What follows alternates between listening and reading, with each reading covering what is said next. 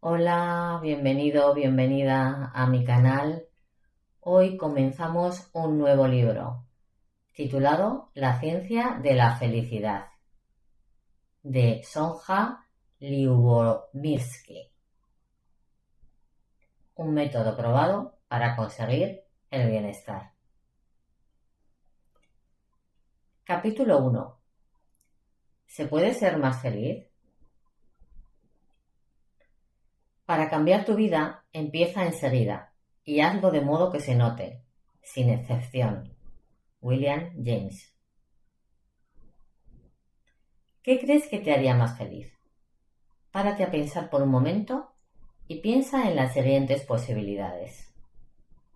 Una relación, más flexibilidad laboral, otro trabajo que te permita mantenerte mejor a ti y a los tuyos, un dormitorio más, un cónyuge más atento, un hijo, parecer más joven, que no te duela más la espalda, adelgazar, que tu hijo sea buen alumno, saber lo que quieres hacer realmente con tu vida, que tus padres te apoyen y te quieran más, curarte de una enfermedad crónica o una discapacidad, más dinero, más tiempo. Si tus respuestas se parecen a estas que mis amigos me han confiado a lo largo de los años, prepárate para recibir una sorpresa. Ninguna de estas cosas te hará mucho más feliz. Sin embargo, esto no quiere decir que el objetivo de encontrar la felicidad duradera sea poco realista o ingenuo.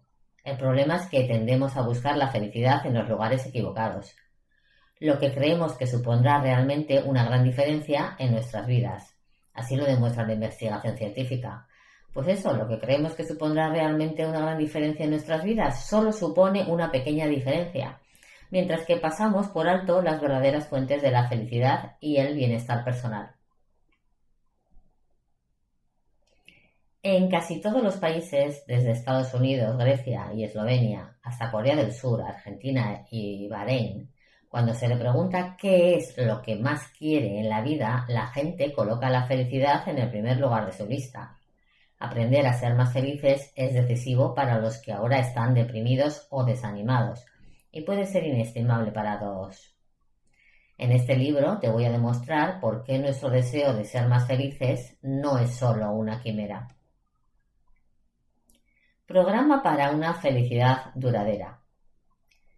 Es posible que hayas cogido este libro, que te hayas sumado a este audiolibro, porque te parece que no estás aprovechando todo tu potencial en tu vida personal o laboral, o porque no te sientes tan feliz ni satisfecho como quisieras. Una muestra representativa nacional de los adultos estadounidenses indican que poco más de la mitad, el 55%, estamos sanos mentalmente de forma moderada, aunque no nos vaya de maravilla. Es decir, que no mostramos gran entusiasmo por la vida y no tenemos una participación activa y productiva en el mundo. Esto explica por qué el deseo de ser felices no es algo que sientan solo los que están deprimidos clínicamente, sino que lo sentimos muchos de nosotros. Desde aquellos que no somos tan felices como nos gustaría, que sentimos que no nos va bien del todo, hasta aquellos a los que puede que les vaya bien, pero quieren más alegría, más sentido en su vida y relaciones y trabajos más estimulantes. Por último, puede que algunos de nosotros hayamos conocido la verdadera felicidad, pero que nos sintamos incapaces de recuperar aquel momento. Esta sensación de languidecer o de haber caído en un hoyo o de estar estancado en la rutina puede ser muy desalentadora. Tal vez pensemos que hace falta una cantidad increíble de energía y de resistencia para levantarnos. Pero las noticias son esperanzadoras. El trabajo de levantarte con esfuerzo para salir del agujero y subir a un terreno más elevado puede empezar con muy poco y a menudo dar resultados enseguida. En un estudio, el profesor Martin Seligman de la Universidad de Pensilvania enseñó una sola estrategia para aumentar la felicidad a un grupo de personas que padecían una depresión grave, es decir, aquellos que, por la puntuación de su depresión, se encontraban en la categoría de los más deprimidos. A pesar de que estas personas tenían grandes dificultades hasta para levantarse de la cama, todos los días tenían que conectarse a una página web y hacer un ejercicio sencillo. Recordar y escribir 3 cosas buenas que hubiesen ocurrido aquel día. Como, por ejemplo, ha llamado a Rosalind para saludarme, he leído un capítulo de un libro que me había recomendado mi terapeuta, por fin hoy ha salido el sol. Al cabo de 15 días, su depresión mejoró de depresión grave a depresión leve a moderada. Y el 94% de ellos se sintieron mejor. Por consiguiente, la investigación sugiere que los primeros pasos para ser más felices se pueden poner en práctica de inmediato. El primer paso consiste en reconocer que nuestro anhelo de incrementar nuestra felicidad no es solo una ilusión, sino un objetivo de una importancia vital, que todos tenemos derecho a tratar de alcanzar y los medios para conseguir. La felicidad no es un golpe de buena suerte que debamos esperar, como el final de la estación de las lluvias. Tampoco es algo que debamos encontrar, como la salida de una autopista o una cartera que hemos perdido, como si bastara con saber el camino secreto o conseguir el trabajo adecuado o el novio perfecto. Curiosamente, la noción de que la felicidad se tiene que encontrar está tan extendida que hasta la frase tan conocida de la búsqueda de la felicidad implica que se trata de un objeto que uno tiene que perseguir o descubrir. Esta frase no me gusta. Prefiero pensar en la creación o la construcción de la felicidad, porque la investigación demuestra que depende de nosotros mismos. En estas páginas, en este audio, verás que para alcanzar la felicidad duradera no es necesario, aunque un psicoterapeuta diga lo contrario, escarbar en lo más profundo de tu infancia, psicoanalizar tus experiencias traumáticas previas, ni analizar minuciosamente tus maneras habituales de relacionarte con los demás. Tampoco es imprescindible conseguir un sueldo más alto, curarse de una enfermedad, ni recuperar la juventud o la belleza. En este audiolibro describo estrategias que puedes empezar a aplicar ahora mismo y que aumentarán de inmediato tu sensación de bienestar, aunque estés profundamente abatido. Para seguir acumulando las ventajas de aumentar tu sensación de bienestar, tendrás que emprender un programa a más largo plazo. Lo bueno de un plan para toda la vida para alcanzar y mantener la felicidad personal es que el esfuerzo es máximo cuando las nuevas conductas y prácticas que aprendes todavía no te resultan naturales. Pero con el tiempo, el esfuerzo necesario disminuye a medida que las estrategias se vuelven habituales y se refuerzan a sí mismas. La ciencia de la felicidad describe un programa permanente de aumento de la felicidad que, si quieres, puedes comenzar hoy y seguir el resto de tu vida. El único que tiene capacidad para hacer que esto ocurra eres tú. Un último comentario. Ante un diagnóstico de depresión, este programa para la felicidad no pretende sustituir los tratamientos reconocidos, como la terapia cognitivo-conductual ni la medicación con antidepresivos, aunque habría que considerarlo un complemento poderoso que podría ayudarte a sentirte mejor antes, con mayor intensidad y por más tiempo. Encontrarás más información en el último capítulo, que será si estás deprimido. ¿Sabes qué te hace feliz? A estas alturas puede que te sientas escéptico con respecto al programa para la felicidad que estoy describiendo. Tal vez te preguntes por qué, puesto que tenemos a nuestro alcance tan a mano la posibilidad de incrementar nuestra felicidad de forma permanente. Tenemos tan poca. ¿Por qué lo intentamos con tanta frecuencia y fracasamos? Sospecho que el motivo fundamental es que nos han condicionado para hacernos creer que nos harán felices para siempre las cosas equivocadas. Los psicólogos científicos han acumulado pruebas convincentes de que habitualmente estamos equivocados acerca de lo que nos producirá placer y satisfacción, y por consiguiente a veces nos esforzamos por hacer que ocurran cosas que en realidad no nos hacen felices. Tal vez el error más común sea suponer que los acontecimientos positivos, ya sea una promoción en el trabajo o un informe de salud favorable, una cita con alguien que te gusta o el triunfo de nuestro candidato presidencial favorito o de nuestro equipo de fútbol, pues eso nos hará mucho más felices de lo que realmente nos hacen. Ese sería el error más común de suponer. Pongamos, por ejemplo, el materialismo, es decir, la preocupación por el dinero y los bienes materiales. ¿Por qué nos cuesta tanto, incluso a mí misma, creer que el dinero en realidad no nos hace felices? Porque la verdad es que el dinero sí que nos hace felices. El error, así lo explica con elocuencia un investigador de la felicidad, es que pensamos que el dinero nos dará montones de felicidad durante mucho tiempo, cuando en realidad nos aporta un poquito de felicidad durante poco tiempo. Mientras tanto, en nuestra búsqueda trabajosa de esos callejones sin salida del placer, acabamos pasando por alto otras rutas más efectivas para llegar al bienestar.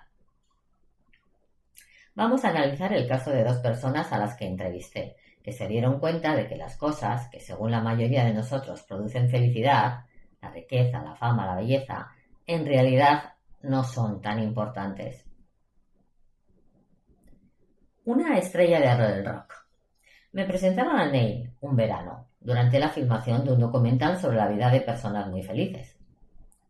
Cuando era joven, Neil quería ser estrella del rock, y aunque parezca increíble, logró hacer realidad su sueño. Como batería de un grupo conocido de folk rock, amasó una fortuna, apareció en Saturday Night Live, fue candidato a varios premios Grammy y durante un decenio viajó por los 5 continentes de gira con la banda, hasta que su mundo se derrumbó de golpe. La banda se disolvió, se acabaron las giras, perdió su mansión y su esposa lo abandonó. Pasamos toda una tarde entrevistando a Neil en su nuevo hogar modesto, tipo rancho, con un montón de tierra que bloqueaba el frente. El padre solo y sus 2 hijos pequeños viven en los suburbios de Winnipeg, en Canadá, en una zona de praderas con muy pocos habitantes, a muchos kilómetros de la tienda o la escuela más cercanas. Aunque era julio, soplaba un viento fresco que hacía volar los pastos altos y secos. Se me ocurrió que debía ser terriblemente frío y desolador durante los largos inviernos de Manitoba. Debía de costar organizar un viaje para conseguir leche y ni hablar de reunirse para jugar con otros niños.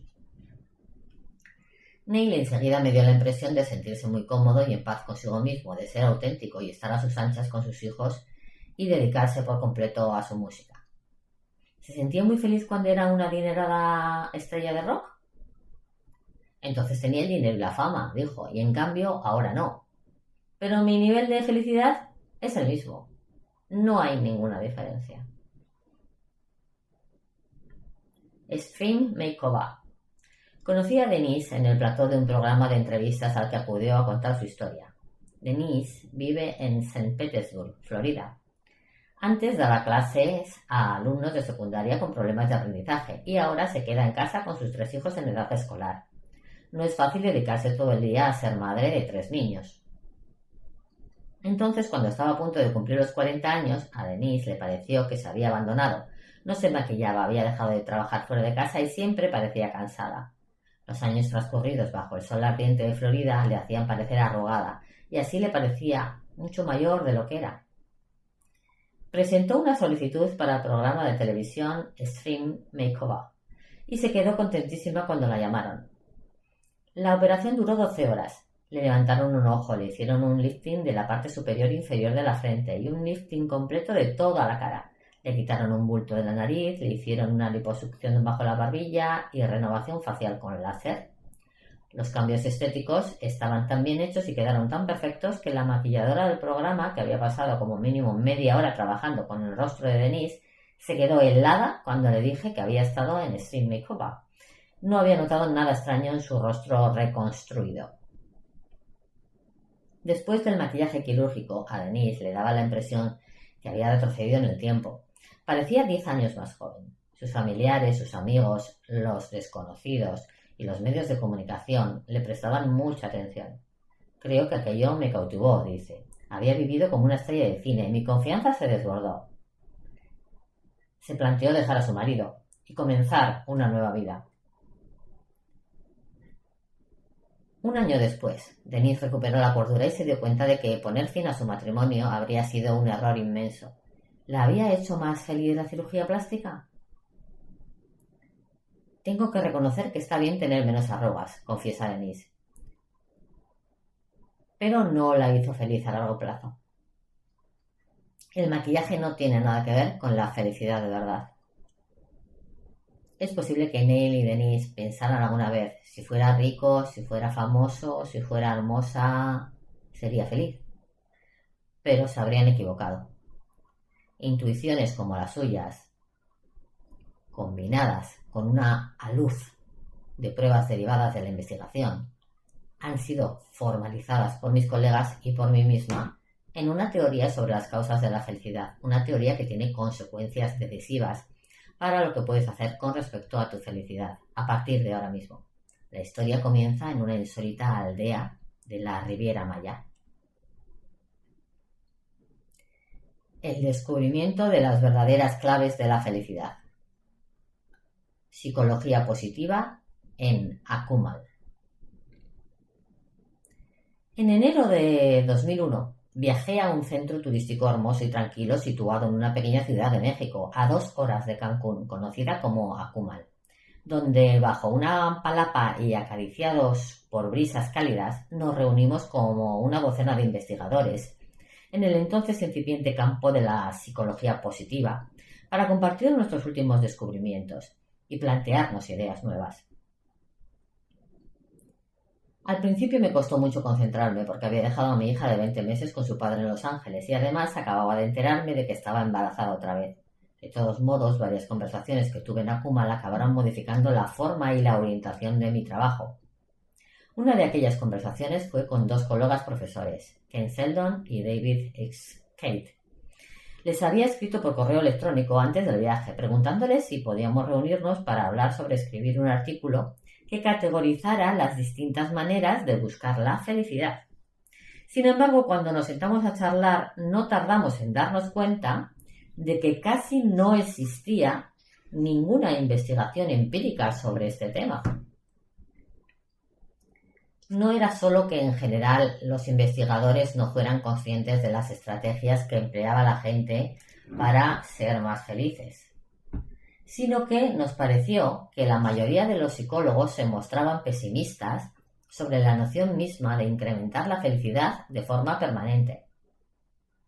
En concreto, 2 descubrimientos estimulaban la imaginación de la comunidad académica en aquella época. En primer lugar, que la felicidad es heredable y sumamente estable en el transcurso de la vida de las personas. Y en segundo lugar, que las personas poseen una capacidad notable para habituarse a cualquier cambio positivo en su vida. En consecuencia, según la lógica, no se puede lograr que las personas sean más felices para siempre, porque cualquier aumento de la felicidad será temporal y a largo plazo.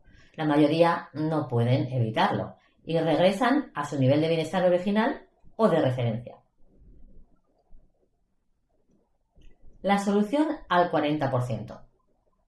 Ken, David y yo nos sentíamos escépticos frente a la conclusión de que la felicidad duradera era imposible y decidimos demostrar que era totalmente errada. Nuestras discusiones durante los años siguientes dieron como resultado el descubrimiento de las causas del bienestar. Juntos fuimos capaces de identificar los factores más importantes que determinan la felicidad, representados en un gráfico circular. Imaginemos una sala de cine en la que hay 100 personas que representan toda la gama de la felicidad. Algunas son extraordinariamente felices, otras no tanto, y otras son muy infelices.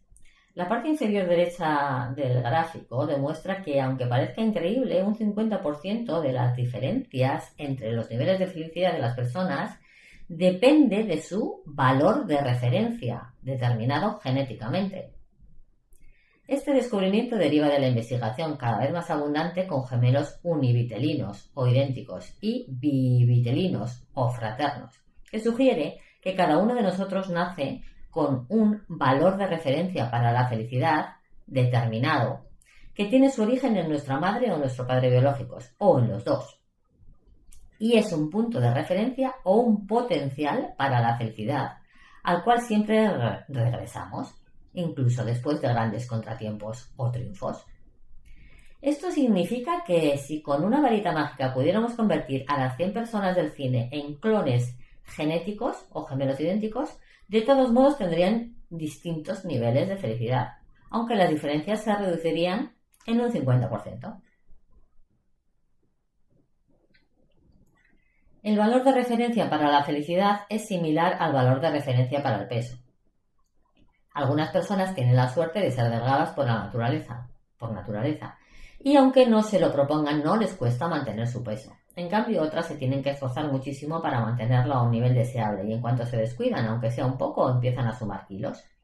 Lo que este descubrimiento supone para la felicidad es que, como ocurre con los genes para la inteligencia o el colesterol, la magnitud de valor de referencia con el que nacemos puede ser alto, un 6 en una escala de 7, bajo, un 2, o intermedio, un 4, y determina en gran medida lo felices que vamos a ser a lo largo de nuestra vida. Quizá el descubrimiento más increíble sea que, como demuestra el gráfico, tan solo alrededor del 10% de la discrepancia en nuestros niveles de felicidad se explica por las diferencias en las circunstancias de la vida o sus situaciones. Es decir, porque seamos ricos o pobres, estemos sanos o enfermos, seamos hermosos o poco agraciados, estemos casados o divorciados, etc. Si con una varita mágica pudiéramos poner a las 100 personas del cine en las mismas circunstancias, la misma casa, el mismo cónyuge, el mismo lugar de nacimiento, el mismo rostro, los mismos dolores, pues las diferencias en su nivel de felicidad apenas se reducirían a un 10%. Muchas comprobaciones científicas respaldan esta conclusión. Por ejemplo, un estudio muy conocido ha demostrado que los estadounidenses más ricos, los que ganan más de 10 millones de dólares al año, reconocen un nivel de felicidad personal apenas ligeramente superior a los empleados administrativos y los obreros que trabajan para ellos. Además, si bien los casados son más felices que los solteros, en realidad los efectos del matrimonio sobre la felicidad personal son bastante escasos. Por ejemplo, en 16 países, el 25% de las personas casadas y el 21% de las solteras se han definido como muy felices. Descubrir que las circunstancias de nuestra vida, como los ingresos y el estado civil, afectan tan poco a nuestro bienestar resulta sorprendente para muchos de nosotros, aunque es probable que no para Neil y Denise. Tal vez cueste creer que cosas como la riqueza, la belleza y la buena salud solo tengan una influencia a corto plazo ilimitada para alcanzar la felicidad. Pero las pruebas son impresionantes y presentaré varias explicaciones curiosas al respecto más adelante. Aceptar que las circunstancias de la vida no son la clave de la felicidad nos proporciona mucho poder para buscar la felicidad por nosotros mismos. Volvamos al gráfico que hay en el libro. Aunque las 100 personas del cine fueran gemelos idénticos y todas estuvieran en la misma situación en la vida, de todos modos seguiría habiendo diferencias en cuanto a su grado de felicidad. Este descubrimiento me sugiere que incluso si tenemos en cuenta nuestra personalidad determinada genéticamente, es decir, quiénes somos, y las circunstancias ricas y complejas de nuestra vida, es decir, a lo que nos enfrentamos, pues el 40% de las diferencias en nuestra felicidad sigue sin tener ninguna explicación. ¿En qué consiste este 40%? Aparte de nuestros genes y de las situaciones a las que hacemos frente, queda un elemento decisivo: nuestro comportamiento. Por consiguiente, la clave de la felicidad no consiste en cambiar nuestra constitución genética, que es imposible, ni en cambiar nuestras circunstancias, es decir, buscar la riqueza o el atractivo o mejores colegas, que suele ser impracticable, sino en nuestras actividades deliberadas de todos los días. Si tenemos esto en cuenta, nuestro gráfico ilustra el potencial del 40% que tenemos la capacidad de controlar, un margen de maniobra del 40% de oportunidades para aumentar o disminuir nuestro nivel de felicidad a través de lo que hacemos en nuestra vida cotidiana y de nuestra manera de pensar. Esto es fantástico. Quiere decir que todos podríamos ser mucho más felices si examináramos con atención lo que hacen y lo que piensan natural y habitualmente las personas que son muy felices. La mayor parte de mi investigación se ha centrado, de hecho, en el potencial que tenemos sin explotar para aumentar nuestra propia felicidad, en observar, comparar y experimentar de forma sistemática con personas muy felices y muy infelices. A continuación encontrarás una muestra de mis observaciones y también las de otros investigadores acerca de los patrones de pensamiento y de comportamiento de las personas más felices que han compartido, que han participado en nuestros estudios.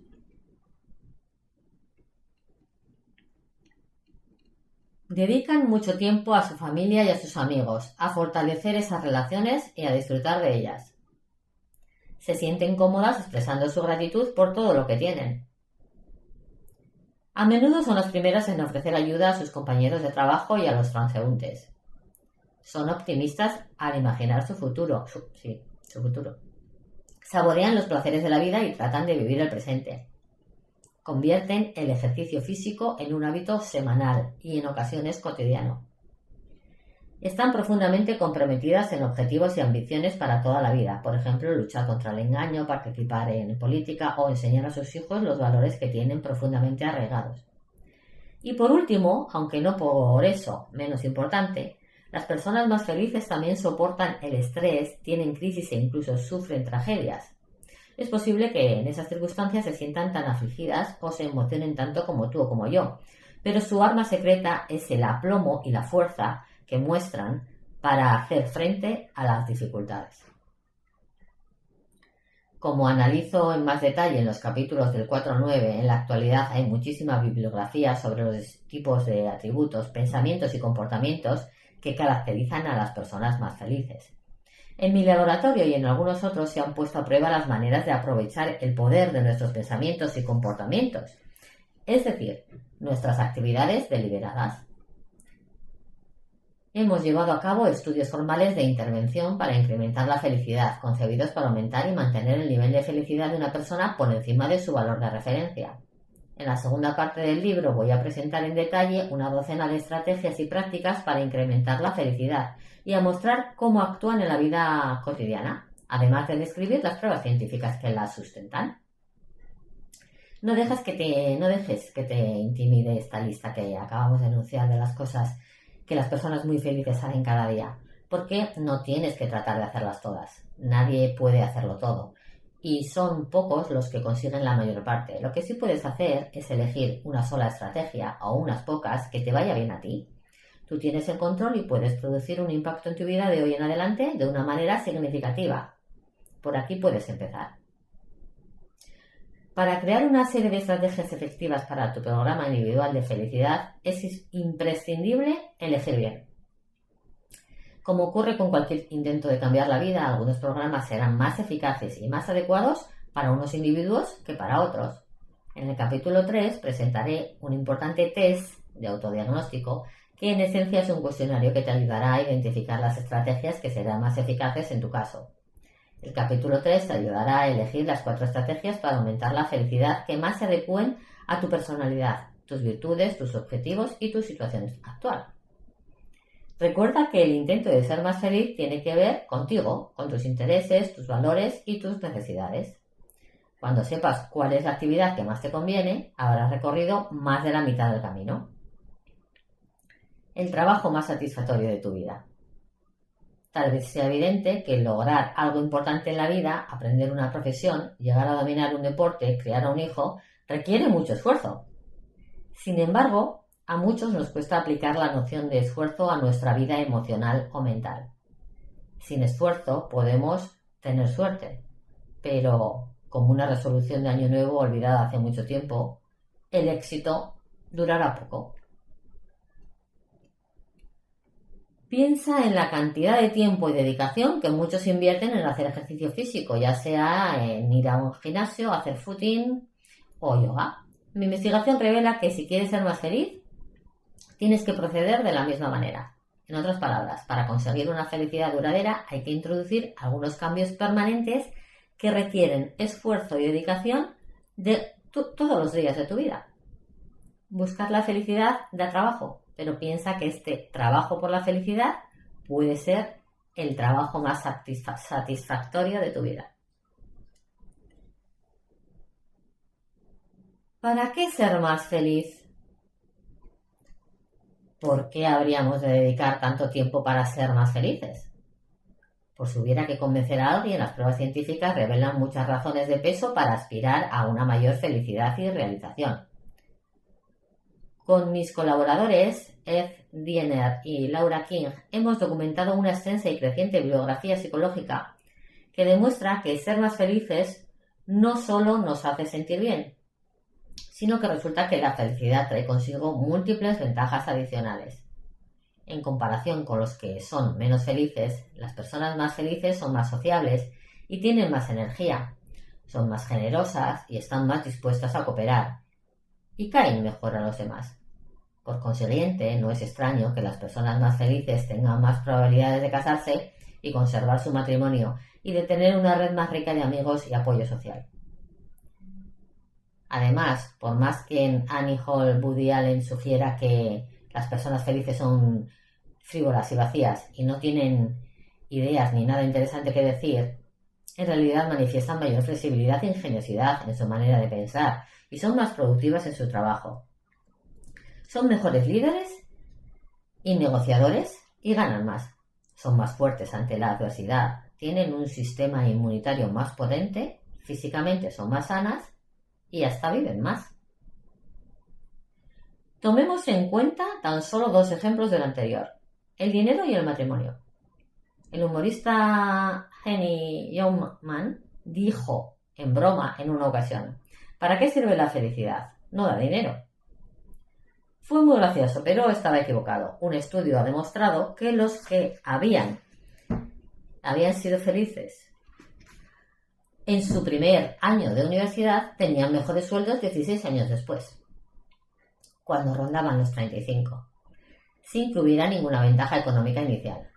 En otro estudio, que también siguió a estudiantes universitarios a lo largo del tiempo, las mujeres que manifestaban una alegría sincera en las fotografías del anuario de su universidad tenían relativamente más probabilidades de estar casadas a los 27 años y de tener a los 52 un matrimonio satisfactorio. En realidad, la felicidad es tan importante que todo un país, reconozcamos que se trata de un país muy pequeño, del tamaño de Suiza, se ha propuesto incrementar el bienestar de sus ciudadanos. El rey de Bután, el último reino budista de Himalaya, enclavado entre la India y China, decidió que la mejor manera de promover el desarrollo económico sería fomentar la felicidad interior. Sería fomentar la felicidad interior bruta de su país, es decir, concentrarse en la FIF en lugar del PIF.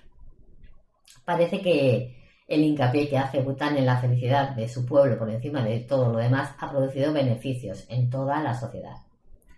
Aunque la mayoría de la población de este país diminuto se dedica a la agricultura de subsistencia, tienen lo que necesitan, alimentos y atención médica para todos, y se han negado a obtener ganancias de operaciones comerciales que podían poner en peligro la salud y la belleza de su medio ambiente y su exigencia igualitaria.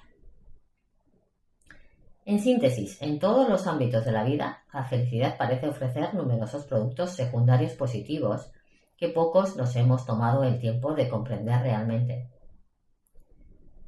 Al volvernos más felices, no solo aumentan las experiencias de alegría, satisfacción, amor, orgullo y respeto, sino que también mejoran otros aspectos de nuestra vida: nuestro nivel de energía, nuestro sistema inmunitario, nuestra dedicación al trabajo y a los demás, y nuestra salud física y mental.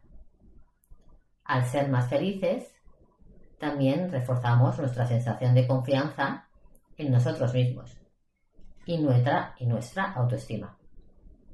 Realmente nos convencemos de que somos seres humanos dignos y que merecemos respeto. Una última ventaja, tal vez la menos apreciada, es que si somos más felices, no solo nos beneficiamos a nosotros mismos, sino también a nuestra pareja, nuestra familia, nuestra comunidad y hasta la sociedad en general. Hasta aquí el capítulo 1. Gracias por la escucha.